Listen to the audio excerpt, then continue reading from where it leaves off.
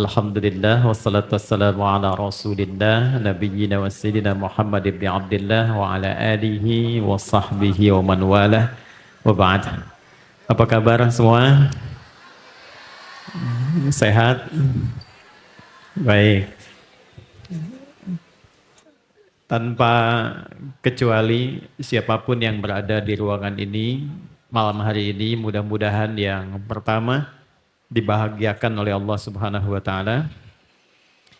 Yang kedua, diberikan kesehatan paripurna yang dengan itu dapat menjalani aktivitas dengan baik.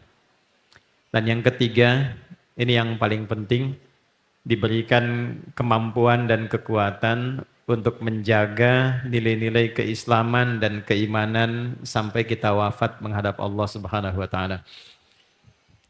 Baik, teman-teman, malam ini kita bagi dua dan insya Allah tidak akan lama. Saya berapa menit? 10 menit. Oke. Yang pertama saya mau cerita, yang kedua kita diskusi. Malam ini kita perbanyak diskusi, tanya jawab, mungkin bisa saya yang tanya, Anda yang jawab, atau sebaliknya. Teman-teman, pertama saya mau katakan begini, sesibuk apapun kita, setinggi apapun status yang kita miliki, apapun yang melekat pada diri kita hari ini, status kita tetap tidak akan berubah sebagai hamba Allah yang pasti pulang. Satu saat kita akan kembali kepada Allah dan sudah punya kepastian akan ditanya tentang segala misi yang ditugaskan pada kita, sejauh mana kita bisa optimalkan. Tugas itu cuma dua. Yang pertama, menjadikan semua kegiatan kita di dunia ini sebagai bukti penghambaan kita kepada Allah. Nah, semua kegiatan yang kita kerjakan, yang kita niatkan untuk membuktikan bahwa kita seorang hamba yang bertuhan, itu disebut ibadah namanya. Orangnya disebut abdun. Jamaknya disebut ibad. Jadi konsepsi dasarnya apapun yang kita kerjakan, aktivitas di dunia ini. Entah itu sifatnya ritual, seperti kita sholat misalnya, yang muslim, ataupun kegiatan-kegiatan interaksi harian kita. Bisa bersifat sosial, Anda yang bekerja di birokrasi, atau yang berbisnis, berdagang, mengajar. Semua kegiatan kita yang kita kerjakan untuk membuktikan bahwa kita itu bertuhan, maka itu disebut ibadah. Nah, saat kita mengerjakan ibadah itu, pekerjaan itu, ketika kita niatkan untuk menjadi ibadah, maka pekerjaan itu punya sifat baru. Ini dasarnya dulu ya, saya coba tanamkan dulu. Nah, dalam bahasa Indonesia itu, pekerjaan bila diterjemahkan ke bahasa Arab, apapun jenisnya, itu disebut dengan amal namanya. Ya, amal itu terjemahannya aktivitas, pekerjaan. Nah, bila pekerjaan itu kita tujukan untuk penghambaan kita pada Tuhan, maka disifati dengan amal, dengan kata baru yang menunjukkan bahwa amal itu dikonfirmasi, disetujui oleh Tuhan. Namanya soleh. Maka bertemulah amal dengan sifat soleh.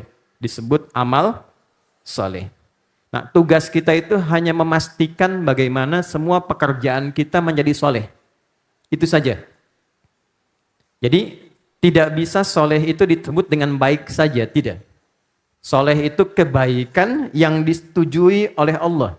Kebaikan yang dibenarkan oleh Tuhan. Karena nanti ada orang berbuat baik, tapi motivasi kebaikannya bukan untuk ibadah.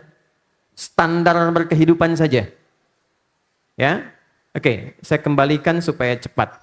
Tugas kita, apapun yang kita kerjakan, saya mau makan, bagaimana makan saya ini Allah senang. Bagaimana berpakaian saya ini sesuai dengan petunjuk Tuhan. Maka makan pun aktivitasnya bagaimana menjadi soleh. Berpakaian bagaimana menjadi soleh. Nah, supaya semua kegiatan kita menjadi soleh, maka datanglah panduan. Itulah yang menjadikan di dalam Islam semua kegiatan itu ada panduannya yang kita sebut dengan doa untuk mengkonfirmasi sekaligus merubah satu kegiatan yang sifatnya rutinitas biasa menjadi kegiatan ibadah. Jadi kalau Anda tanya, mengapa saya makan ada doanya? Mengapa minum ada doanya? Mengapa bangun tidur ada doanya? Mengapa urusan maaf ke toilet pun ada doanya? Bahkan langkahnya diatur. Bukan sekedar untuk membimbing kita menjalani aktivitas, tapi untuk memastikan semua yang kita kerjakan itu punya nilai di hadapan Tuhan. Nah, itu yang kita jaga sampai kita pulang. Jadi sepanjang kita menjadikan semua kegiatan kita menjadi baik di hadapan Allah, maka nanti ada nilai yang diberikan. Nilai yang diberikan itu fungsi dunianya membuat keadaan kita tertata menjadi lebih baik, sehingga kebaikan-kebaikan berupa rizki, ketenangan, kenyamanan, apresiasi itu datang. Nah, kebaikan ini nanti dikonfirmasi di akhirat dalam bentuk pahala yang kita dapatkan saat mengerjakan itu. Nilainya disebut dengan hasanah namanya. Apa namanya? Jadi kita dapat 3 kata baru ya. 1 ibadah, 2 amal soleh, 3 hasanah. Jadi misal, saya beri contoh singkat. Ini ada gelas, di dalamnya ada air. Saya mau minum, misal. Minum ini kegiatan rutinitas, fungsinya menghilangkan haus. Tapi bagaimana kita menjadikan aktivitas minum ini menjadi ibadah? Dari sekedar amal jadi soleh, yang punya fungsi hasanah. Ini yang mau saya jelaskan. Maka dibimbing kita sebelum minum, ada bimbingan dalam Islam. Ambil dengan tangan kananmu, khuz biyaminika ma yalik, sammillah, au qul bismillahirrahmanirrahim. Sebutkan nama Allah melekat pada aktivitas minum itu. Bismillahirrahmanirrahim, saya minum. Nah, kalimat bismillahirrahmanirrahim itu yang mengkonfirmasi perbuatan minum seketika berubah jadi amal soleh dan punya nilai hasanah. Nah, apa yang dimaksud hasanah di dunia? Air yang kita minum nanti melewati fungsi dasarnya. Fungsi dasarnya menghilangkan haus.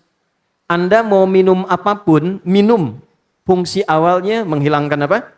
Haus. Tapi ketika hasanah hadir pada minuman yang kita minum itu, maka datanglah kemudian keberkahan dari hasanah itu yang menyertainya. Air ini sekalipun sedikit diminumnya, tapi ada hasanahnya, dia berubah menjadi keberkahan untuk dunianya. Berkah itu gampangnya begini, ziyadatul khair wastimraruhu. Paham?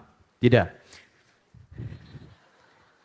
Bertambahnya nilai kebaikan dan konsisten kebaikan itu melekat dalam perjalanan aktivitas kita.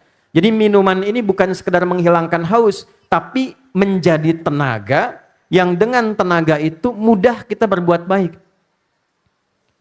Maaf, ada orang minumnya banyak, makannya banyak, tapi untuk beraktivitas yang positif dia nggak mampu. Bukan sekedar ibadah ritual, tidak.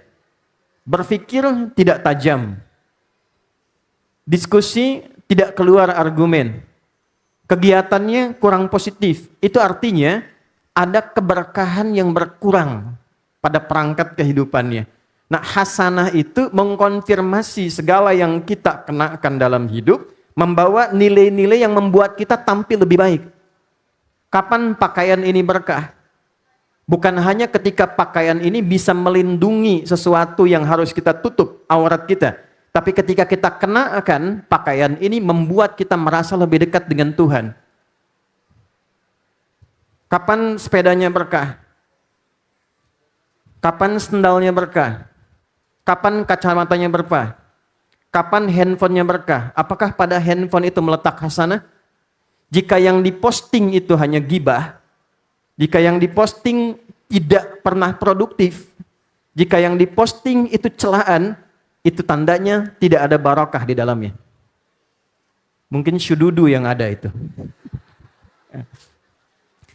Jadi sederhananya adalah bagaimana jadi suami yang diberkahi, jadi istri yang diberkahi, jadi anak yang diberkahi, jadi teman yang diberkahi. Konsepnya adalah bagaimana menjalani peran dalam kehidupan jadi orang baik. Jadi muslim itu pasti baik. Kenapa Islam turunnya di tempat yang paling kompleks penyimpangannya sehingga disebut dengan jahiliyah? Jahiliyah itu bahasa singkatnya hatam kriminal. Jadi semua jenis kriminalitas dengan segala kompleksitasnya itu hatam dilakukan. Islam turun merubah suasana itu tiba-tiba menjadi lebih baik. Jadi kalau ada umat Islam mengaku muslim, keluar dari perangkat tubuhnya sesuatu yang tidak baik, tidak berkah, maka ada yang tidak soleh yang dia konsumsi dalam hidupnya. Ada yang tidak soleh yang masuk ke dalam bagian-bagian tubuhnya. Sehingga alih-alih matanya melihat yang baik, dibimbing dengan keberkahan, tapi mata beralih untuk memandang sesuatu yang tidak positif. Lisan berkata sesuatu yang tidak baik, sampai ke ujung kaki. Nah, tugas kita selama hidup, memastikan semua bagian tubuh yang melekat pada diri kita ini, berfungsi dengan baik, dan menjalani peran-peran kehidupan yang melekat pada diri kita dengan lebih baik. Jadi anak yang baik, jadi istri yang baik, suami yang baik, demikian seterusnya.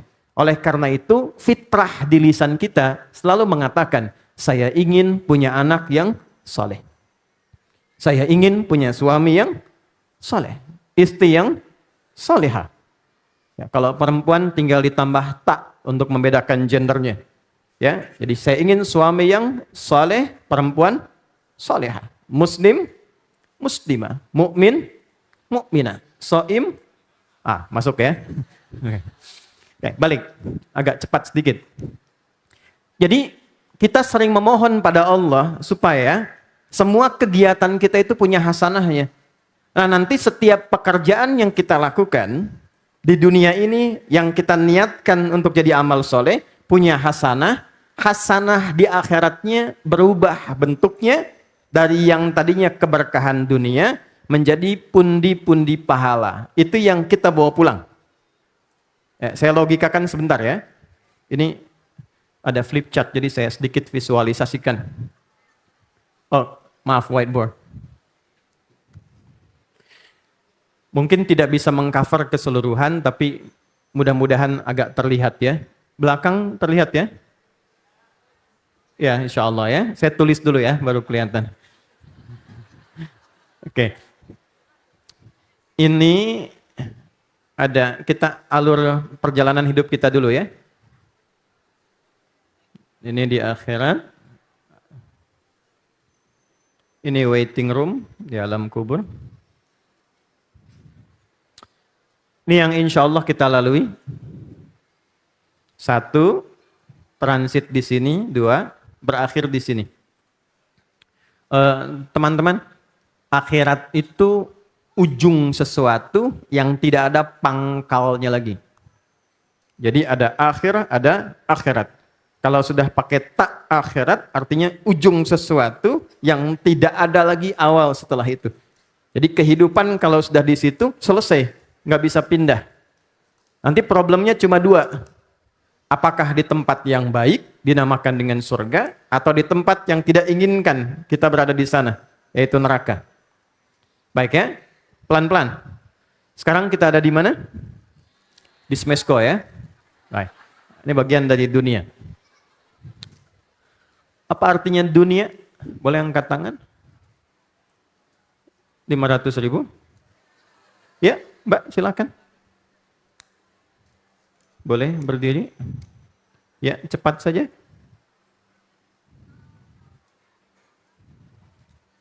Boleh dibantu dipinjamkan mic-nya? Ya. Tidak usah ditiup, tidak panas. Langsung. Dibantu volumenya.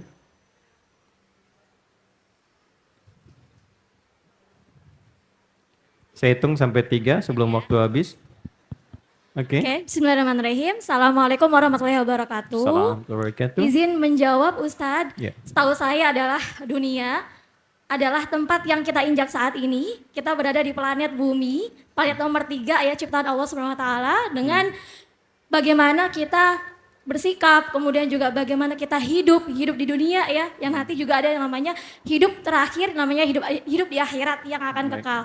Jadi dunia menurut saya yang saya ketahui adalah bagaimana kita bersikap, bagaimana kita melakukan sesuatu dan bagaimana kita nantinya bisa menabung amal soleh untuk kita bawa menuju ke akhirat. Baik. Demikian, terima kasih. Wassalamualaikum warahmatullahi wabarakatuh. Assalamualaikum. Boleh tepuk tangan? Ya. Terima kasih ya. Dan ini menunjukkan bahwa Anda sedang berada dalam fitrahnya. Ya. Jadi di antara fitrah perempuan itu disebut dengan nisa, salah satunya senang mengungkapkan apa yang dirasakan. Gitu ya. Makanya nanti dalam rumus rumah tangga, suami itu jangan pernah mendebat istri kalau sedang marah. Tunggu sampai tenang. Dan kalau sedang tenang, jangan didebat, nanti dia marah. Oke, bagus pernyataannya, tapi belum sampai pada titik yang saya maksudkan. Baik, terima kasih. Ada lagi? Ya, Bu, silakan.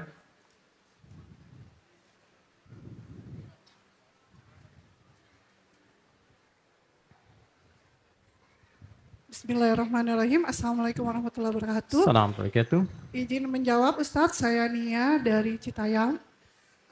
Bagi saya dunia itu bumi beserta isinya, ya makhluk ciptaan Allah beserta alam dari seluruh peradaban makhluk hidup, baik itu manusia dan makhluk hewan, tumbuhan lainnya, dan juga bagaimana mereka berinteraksi. Baik. Ya, hablum minanas. Berinteraksi dengan makhluk ciptaan lain, dengan tumbuhan, dengan hewan. Nah, itu ada di dunia. Baik. Berikan tepuk tangan, Ibu. Terima kasih, Bu Nia. Baik. Ibu Nia, kepanjangannya dunia. Baik. Ya, masing-masing tetap dapat 500.000 ya. Baik. Sudah, waktu habis Mas. Nanti ya, insya Allah. Belakang. Dunia itu artinya singkat, pendek, rusak. Dari kata dana yadnu dunuwan wa dunyaan. Sesuatu yang bergerak cepat, singkat, dekat, dan punah. Jadi tempat yang kita pijaknya namanya ardun. Ya, tempat yang kita pijak, kita ada di bumi namanya ardun. Sifat kita ada di situ disebut dengan dunia. Karena segala yang kita lakukan di tempat ini berlangsung sedemikian cepat.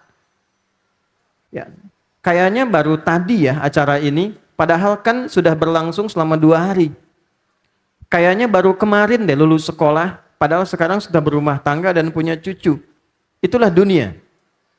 Dan segala yang kita kerjakan ataupun kita tinggalkan pada akhirnya rusak. Apapun itu. Ini jangan diapa-apain gelas ini, simpan saja. Dalam durasi tertentu dia rusak. Itulah dunia. Apa pesan yang ingin saya sampaikan filosofisnya dari makna ini? Berebut pada sesuatu yang akan rusak. Itu membuang-buang energi. Karena itu sangat disayangkan kalau ada orang menjatuhkan kehormatannya atau bertarung pada yang tidak baik, hanya memperebutkan dunia pada apa yang akan rusak. Nah, supaya tidak rusak, rubahlah kualitas pekerjaan kita menjadi amal soleh.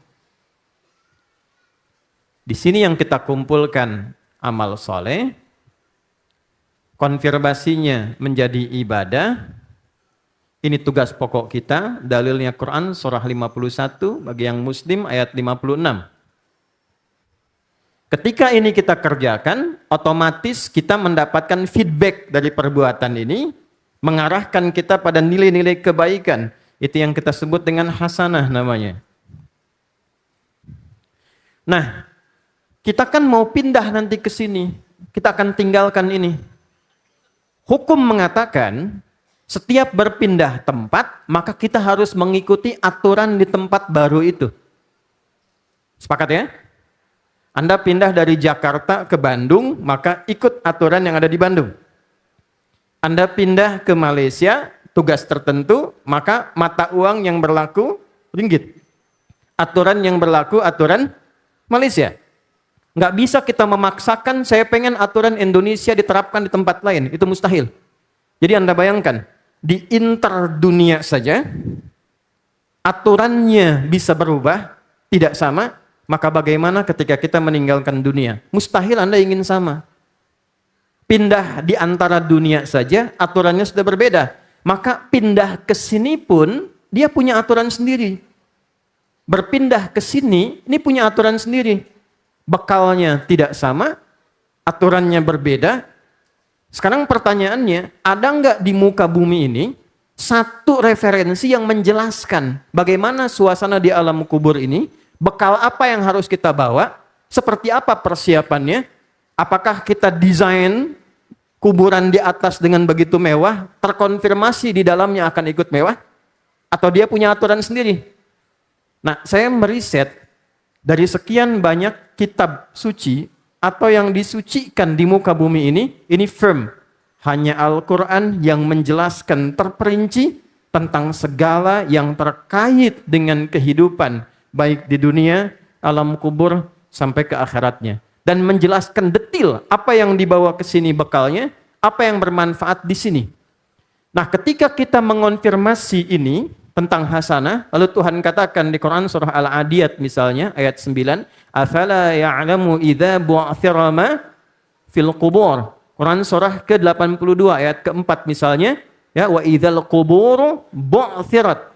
Ketika seseorang masuk ke dalam alam kuburnya, meninggalkan semua perangkat dunianya. Ini hilang semua nih. Gak akan dipakai. Sudah tanggal. Nah, yang dibawa apa?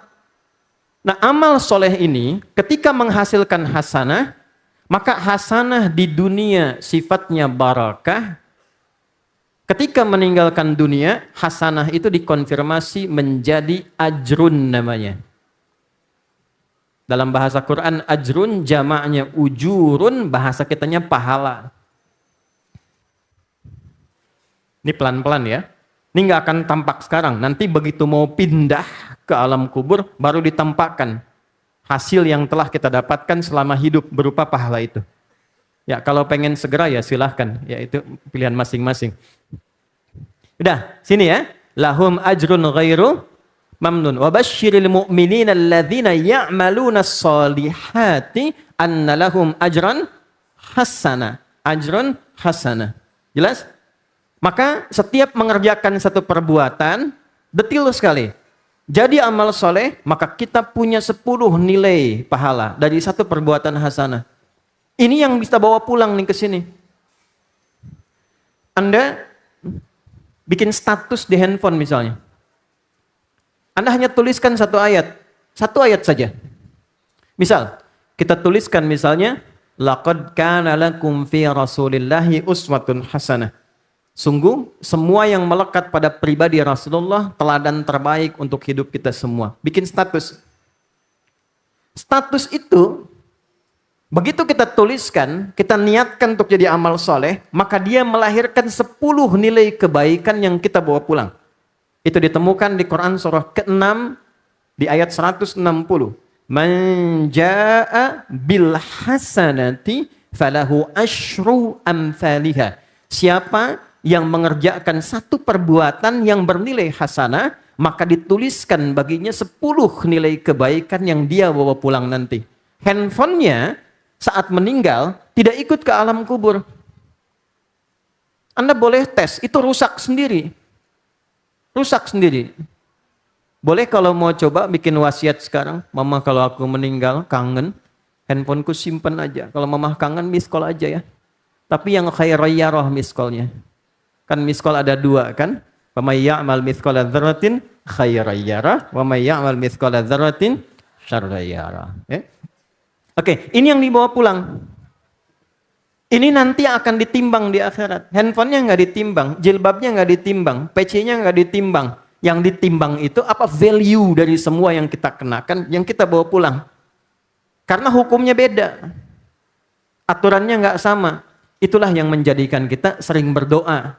Doanya insya Allah kita hafal. Bahkan menjadi doa puncak bagi orang yang menunaikan ibadah haji. Itu ada di Quran surah kedua di ayat 201. Wa minhum may yaqulu rabbana atina fid dunya hasanah wa fil akhirati hasanah wa qina adzabannar. Dan di antara sekian manusia yang beraktivitas, ada yang konsisten, dia berkomitmen pada dirinya dengan memohon pada Tuhannya, ya Allah, bimbing aku sehingga hidupku di dunia itu punya nilai. Aku jadi orang baik.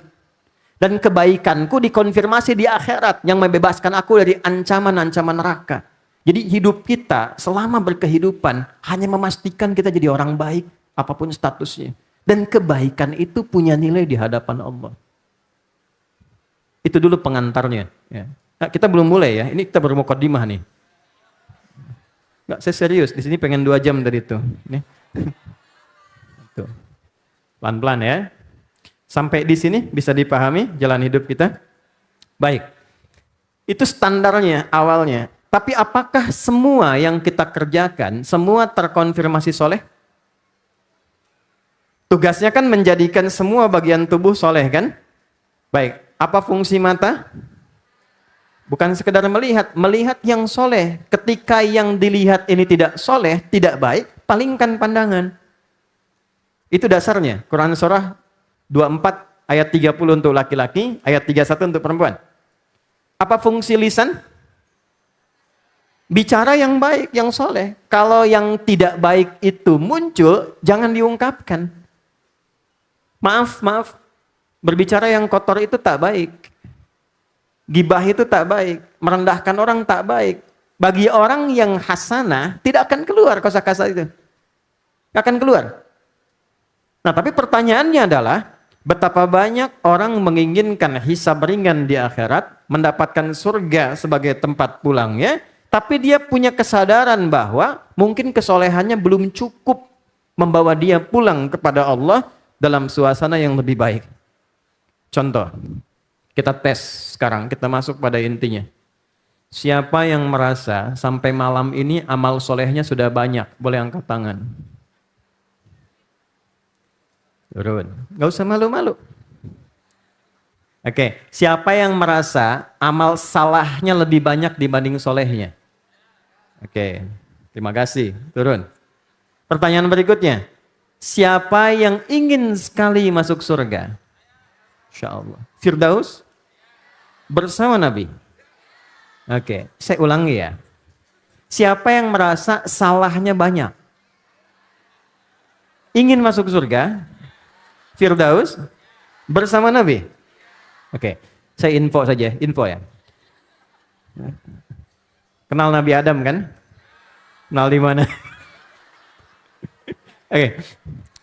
Nabi Adam kan diizinkan ngasih contoh, pernah salah kan? Salahnya berapa kali? Sekali keluar dari surga. Anda ngaku banyak, pengen masuk. Nah, disinilah Allah mendeklarasikan betapa rahmatnya luar biasa dan memahami, sangat mengetahui tentang kondisi fitrah kita. Sepanjang dalam diri kita ada satu potensi yang menyebabkan seseorang bisa terjerumus pada kesalahan, maka tidak ada manusia yang sempurna. Nah, ini kita masuk pada pengantar yang kedua. Selesai pengantar kedua, saya berikan satu cerita dengan singkat dan selesai materi saya. Kemudian kita diskusi, kalau ada pertanyaan saya persilahkan. Baik. Jelas insya Allah? Ya, kalau jelas mari kita akhiri. Ini sudah paham ya konsep ini ya. Maksud saya gini, ada 3 tipikal orang yang berinteraksi dalam pengetahuan. 1, hanya sekedar mendapatkan info. Hanya ingin tahu. Masuk telinga kanan, tinggal sebentar, keluar kiri. Yang kedua, orang yang paham dengan informasi itu. Dia dapat informasi, data jadi informasi, diolah jadi knowledge. Yang ketiga, ini tingkat tertinggi. Dari pemahaman itu, dia punya komitmen dan dorongan kuat untuk mengerjakan, mengamalkan apa yang ngepahami itu. Nah, saya berharap kita semua masuk pada golongan ketiga itu. Ya, dan itu tidak cukup dengan amin. Buktikan, ketika keluar dari sini, pandangan kita soleh, kata-kata kita soleh, dan pertemuan ini merubah kita menjadi lebih baik. Ini saya coba hapus yang bawahnya dulu. Ini saya biarkan yang atas ya.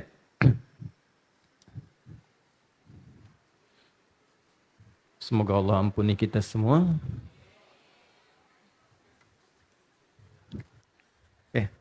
Sudah, tidak perlu asistensi ya, biar saya saja.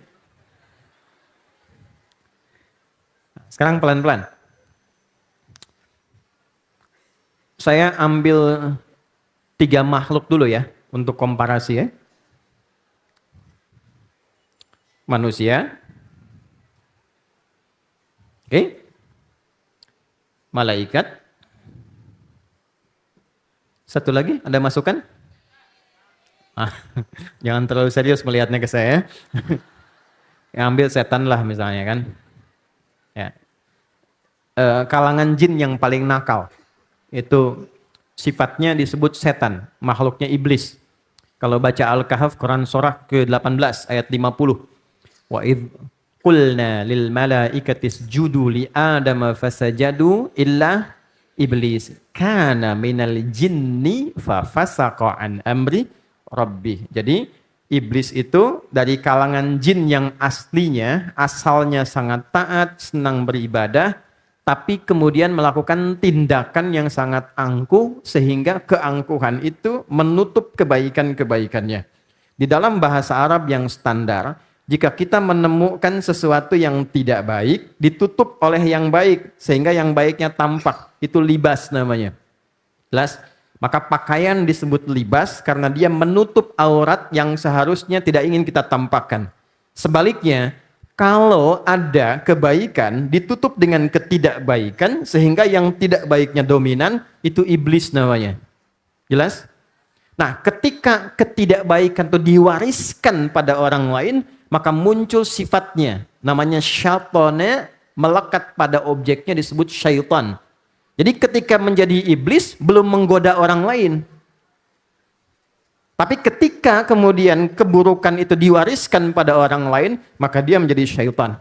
Iblis untuk dirinya ketika menggoda Adam, baru turun Al-Baqarah ayat 36 itu. Fa'azallahuma syaitanu anha. Jelas? Oke. Kalau paham, yuk kita uraikan. Pertama, makhluk satu, malaikat. Materi bahan terciptanya malaikat cuma satu.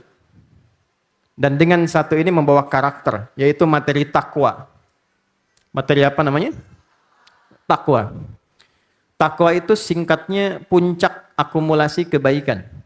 Jadi semua sifat-sifat baik itu kalau kita kumpulkan menjadi takwa. Jujur, sabar, rendah hati, kita kumpulkan jadi satu, maka dia menjadi apa? Takwa. Nah, malaikat diciptakan dengan materi itu. Sehingga dasarnya secara fitrah, malaikat itu tidak punya potensi untuk berbuat salah. Satu-satunya makhluk yang selalu soleh dan tidak kenal salah. Bagi yang muslim nanti, ya secara umum, lihat di Quran surah ke-66 di ayat ke-6. La ya'sunallaha ma amarahum wa yaf'aluna ma yu'marun. Malaikat itu tidak punya bakat maksiat dan selalu menunaikan tugas sesuai tupoksinya, nggak pernah tukeran. Baik ya? Jadi kalau menurunkan wahyu, wahyu saja. Mencabut nyawa, nyawa saja. Diminta sujud, sujud, nggak pernah bangun. Itu malaikat. Ya, jadi konfirmasi yang pertama, malaikat tidak punya bakat maksiat. Uji. Pernah dengar malaikat Jibril korupsi ayat? Tidak kan? Oke ya? Baik, jadi semua yang melekat pada malaikat itu selalu baik. Lawannya ini setan. Setan tidak kenal soleh. Selalu salah. Karena dominasi yang ada pada dirinya yang melekat itu lawan dari takwa. Namanya fujur. Bahasa lainnya nafsu. Dan sifat fujur namanya. Bedakan ya.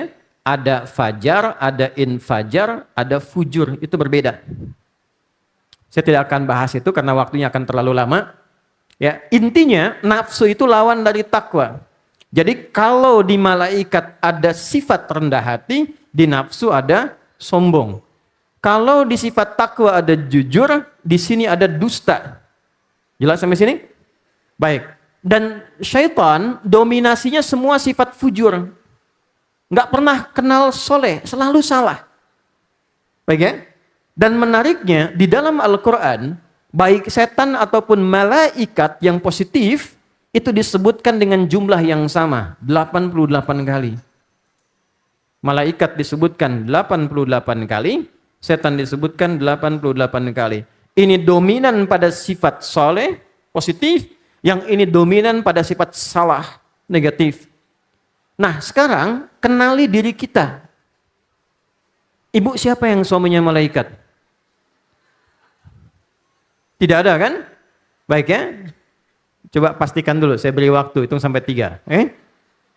Tidak ada malaikat di sini kan? Semua manusia ya? Sepanjang semua manusia, maka menariknya manusia ketika diciptakan, materinya adalah gabungan dari 2 sifat ini. Ada takwanya, ada fujurnya. Quran surah 91 ayat 7 sampai 10. Wa nafsin wa ma sawwaha fa'alhamaha fujuraha wa taqwaha. Demi jiwa manusia yang disempurnakan penciptaannya, sepanjang dia manusia akan ada 2 bagian potensi pada jiwanya, yaitu jiwa takwanya, bersamaan dengan itu adalah nafsunya. Jadi kita ini adalah makhluk yang berada dalam proses perjuangan untuk mengaktifkan sifat-sifat positif. Dalam saat yang sama kita berjuang untuk menekan hal-hal yang sifatnya negatif. Nah, dari 2 ini, pertarungan 2 bagian di tubuh kita ini, kalau takwanya unggul, kita lebih hebat dibandingkan malaikat. Itulah sebabnya kenapa malaikat diminta sujud hormat. Karena malaikat kalau sudah soleh, dia solehnya nggak berjuang. Ibu nggak usah muji malaikat, nggak ada kerjaan. Malaikat nggak dipuji pun sudah terpuji. Sudah soleh. Dan untuk soleh itu, dia tidak perlu berjuang. Kita mau soleh saja harus menaklukkan nafsu supaya takwanya naik. Itu poinnya. Tapi dalam perjalanan kehidupan, belum tentu yang ini dominan. Kadang-kadang ada pengaruh yang terdekat, pengaruh yang terjauh, lingkungan yang tidak kondusif, sehingga menjadikan nafsunya naik, diprovokasi oleh setan, maka nafsu yang dominan, takwanya turun. Alih-alih kita berbuat soleh, maka dominan berbuat salah. Bisa dipahami sampai sini? Ini dulu gambarannya. Jadi sepanjang kita mengetahui diri kita manusia, bukan malaikat dan bukan setan, maka yang pertama, kita adalah makhluk yang berpotensi menjadi baik, lebih baik dibandingkan dengan malaikat, karena kebaikan itu diraih lewat perjuangan. Tapi juga kita bukan setan. Apa perbedaan manusia dengan setan? Setan tidak pernah kenal soleh, selalu salah. Jadi kalaupun dia berbuat salah, dia tidak pernah terfikir jalan untuk memperbaiki kesalahannya. Memperbaiki jalan kembali pada yang soleh, itu bahasa Arabnya disebut dengan taubat namanya. Ini salah jalan nih. Misal, sen kanan beloknya kiri gitu kan. Ya. Salah nih, mau ke kanan betulan. Nah itu begitu belok kanan sesuai dengan sennya, itu disebut taubat namanya. Jelas? Jadi kalau nanti Anda lihat di depan ada yang sen kanan belok kiri, taubat, taubat. Jalan yang benar gitu ya. Dah, pelan-pelan, sebentar. Nah, setan nggak kenal taubat. Makanya ketika setan berbuat salah, konfirmasi Quran surah 7 di ayat 11 sampai dengan 12, itu diberi kesempatan oleh Allah. Sifat Allah itu kan memberi kesempatan pada hambanya untuk kembali jadi baik. Tapi setan tidak, dia katakan begini. Qala ma mana'aka, Allah sampaikan ma mana'aka alla tasjuda idh amartuk. Hei iblis, setan, kenapa engkau tidak mau hormat pada Adam ketika aku perintahkan? Bukan Adamnya yang penting. Mana was Wisnu? Tunggu Wisnu. Ya? Bukan Adamnya yang penting. Yang penting itu perintahku, karena aku perintahkan kamu ikut. Itu sebetulnya konfirmasi awal dari Allah untuk memberikan jeda kepada setan berpikir supaya tobat. Ya Allah, saya salah. Saya mau tobat. Tapi karena memang setan, nah itu. Dia nggak ambil peluang itu. Dia katakan begini, ana khairum minhu, khalaqtani min narin wa khalaqtahu min tin. Saya lebih keren dibandingkan Adam, saya lebih hebat. Kau ciptakan aku dari api, dia dari tanah. Enggak level dan tidak layak. Yang lebih tinggi kelasnya, mesti hormat pada yang rendah. Nah kita, saya, Anda, kita. Bukan setan, bukan malaikat. Jadi kalau pernah merasa baik, jangan menyimpulkan selalu baik. Dan orang lain salah. Karena sepanjang masih punya nafsu, pasti punya potensi salah. Karena itu turun ayat, fala tuzakku anfusakum huwa a'lamu bimanittaqa. Jangan pernah menyimpulkan Anda suci, karena boleh jadi ada orang lain yang lebih baik dibandingkan dengan kita, dan Allah Maha tahu tentang itu. Oke? Tapi yang kedua, ini pengantar yang pentingnya, kalau pernah salah, jangan menyimpulkan saya terlanjur salah dan tidak ada kesempatan saya untuk kembali. Karena itu adalah bagian paling favorit bagi setan yang dibisikkan pada setiap umat manusia. Itu yang punya cuma setan. Jadi kalau ibu meyakini bahwa suaminya bukan malaikat, yang selalu baik, tapi dia tetap manusia yang punya potensi keliru, maka berbahagialah ketika suami melakukan kesalahan, itu tandanya suami ibu positif manusianya. Kalau ibu ingin berharap suami yang selalu sempurna, silahkan pilih kandidat dari malaikat. Saya yakin malaikat Israel sampai malam ini belum punya jodoh tuh. Anda juga sama, ketika mendapati istri berada dalam kesalahan, jangan vonis berlebihan, karena dia punya kesempatan untuk kembali. Tapi kalau ada manusia yang diingatkan tidak mau kembali, patut dicurigai dia sedang diprovokasi oleh setan. Itu poinnya. Jadi buktikan kita manusia, bukan setan yang selalu salah, bukan malaikat yang selalu soleh. Nah cuman persoalannya, dominan yang mana? Yang salah atau yang soleh? Saya tutup 150 Hijrah di kota Merv. Angkat tangan, Merv berada di daerah mana? 1 juta rupiah. Gak usah googling, gak usah. Angkat. Merv. Dah, waktu habis ya. Sekarang dia Turkmenistan, ya, Turkmenistan di dekatan Persia. Dulu abad ke-9 itu Bani Umayyah menguasai wilayah itu, membawa sifat-sifat keilmuan, punya peradaban, melahirkan banyak pemikir, orang-orang hebat, tapi juga kehidupan mulai berubah. Secara singkat, ada sosok yang namanya Bishr. Teman-teman mulai fokus di sini. Bapaknya namanya Harith. Seorang kaya, hartanya banyak, rumahnya besar. Ayahnya sukses. Bishr ini masih muda. Dan dia menikmati kekayaan ayahnya. Apa yang dia lakukan? Hampir tiap malam, hampir tiap hari. Dia undang penyanyi, dia undang penari. Jadi suasana rumahnya itu di set, ya, seperti diskotik. Nyanyi, nari, mabuk, itu hampir tiap hari. Pelan-pelan ya. Dan tidak ada yang paling ideal dalam hidupnya kecuali dunia semua. Udah larut. Dia muslim. Tapi hampir bisa dikatakan tidak sholat. Perbuatannya banyak maksiat. Yang saya ingin katakan, satu hal. Ada namanya kitab Tazkiratul Attar. Kitabnya bagus sekali. Mengisahkan satu kejadian yang menjadi titik balik dalam kehidupannya. Satu versi, beliau sedang lewat di jalan untuk pesta itu, tiba-tiba menemukan secarik kertas di tanah. Ketika dia ambil kertas itu, tertulis pada kertas itu kalimat Bismillahirrahmanirrahim. Ketika melihat itu, dia langsung mengeluarkan parfum mawarnya dan dia semprot kalimat itu untuk menjadi wangi, lalu dia simpan di rumahnya di tempat yang terbaik.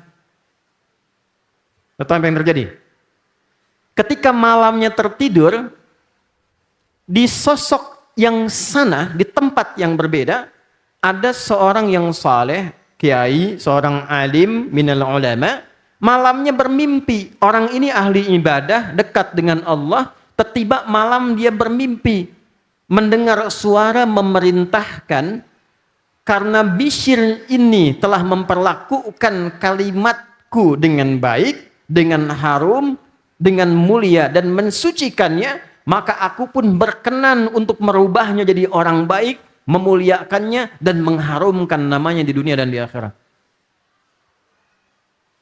Apa yang terjadi? Orang ini bangun dan dia kenal perilaku Bishr ini, maaf, seorang yang tidak bagus, bahasa kekinian disebut dengan berandal, ya, pekerjaannya tidak baik, dia kebingungan, dia wudhu lagi, ini sunnah, kalau bermimpi yang kurang baik, bangun, wudhu, doa, tidur kembali. Ternyata saat tidur, mimpinya sama. Maka masuk versi yang keduanya, dalam kitab yang lain, ini tergerak untuk datang mengingatkan, versi yang keduanya, tiba ketika lewat seorang alim, satu ulama, sedang pesta di rumah Bishr. Ada banyak yang bukan mahram, lagi minum, lagi macam-macam. Lewatlah kemudian orang ini mengetuk pintunya, dibuka oleh asisten rumah tangga di rumah yang mewah itu. Pertanyaan cuma satu.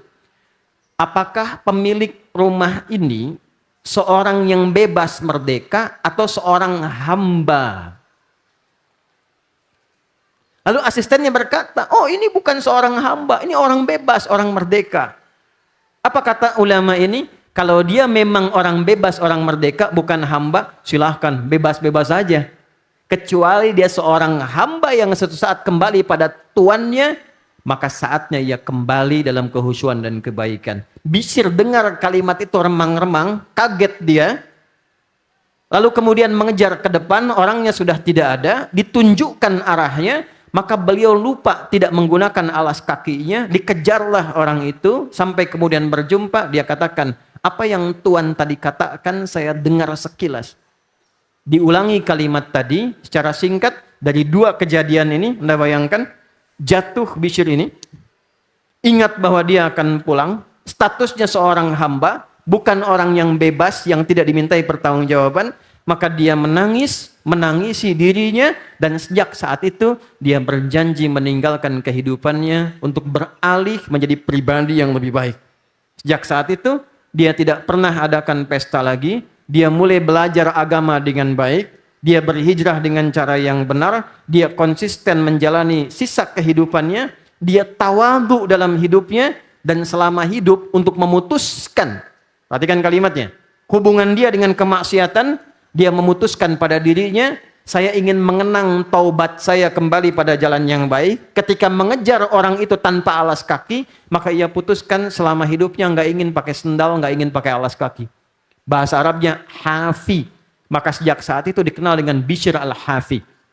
Saking baiknya perubahannya, tiba jadi seorang kiai, jadi alim dari yang ulama, ahli fatwa, hafal hadis, dekat dengan Allah, saking harumnya namanya, semua keledai yang ada di desa area itu, sampai kemudian di Baghdad, jalan-jalan yang dilewati oleh Bishr al-Hafi bin Haris al-Hafi, ini kisah nyata, tidak pernah ada satu hewan pun yang menumpahkan kotorannya di jalan itu.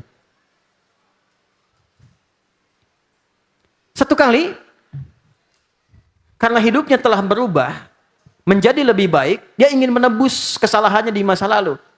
Dia perhatian pada orang kekurangan. Kalau nggak bisa beri, dia coba merasakan kekurangannya. Satu kali musim dingin, ada orang-orang fakir kedinginan karena bajunya kurang, beliau nggak bisa beli. Maka beliau lepas bajunya untuk merasakan hal yang sama dengan orang fakir itu. Lalu sodakohkan bajunya sebelum meninggal, dia pinjam pakaian temannya dan meninggallah saat mengenakan pakaian temannya itu dalam bentuk pinjaman. Semua yang melekat pada dirinya, semua sudah disodakohkan.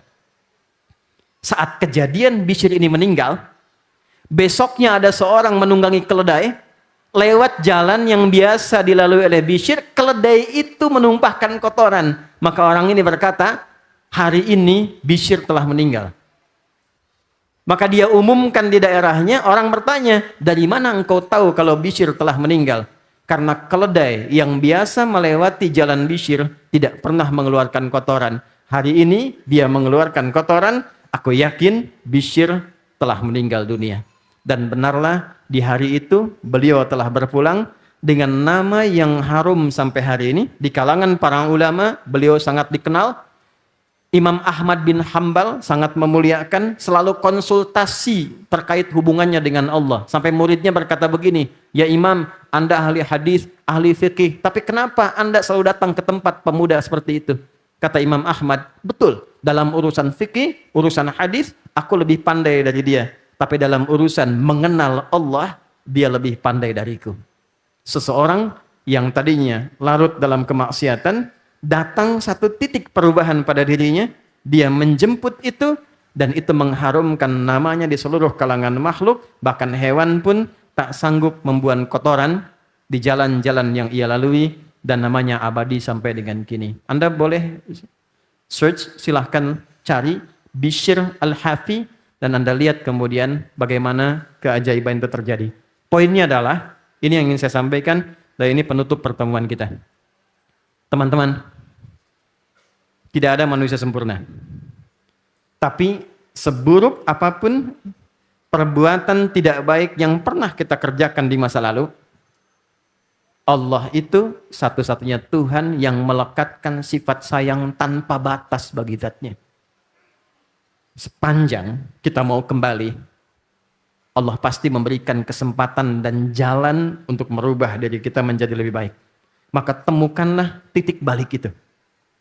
Karena kita punya Tuhan yang sangat berkasih sayang tanpa batas dan selalu memberikan sinyal pada setiap hamba yang bahkan menyimpulkan dirinya larut dalam maksiat, selalu diberikan titik yang mengingatkan dia untuk kembali.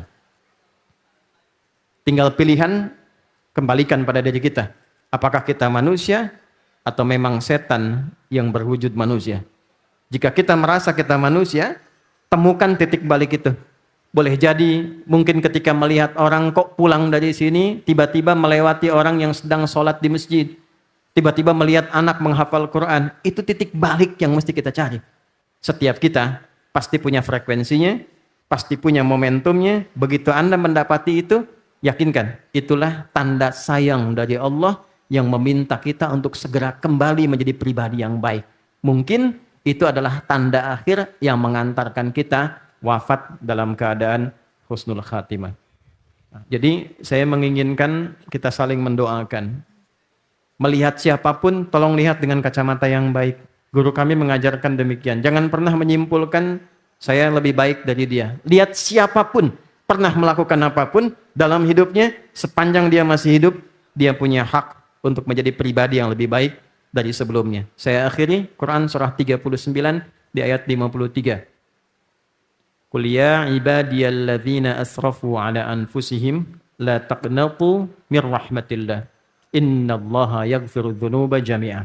Muhammad, viralkan pada semua hambaku yang telah berlumur dosa dan kesalahan dalam hidupnya. Apapun itu.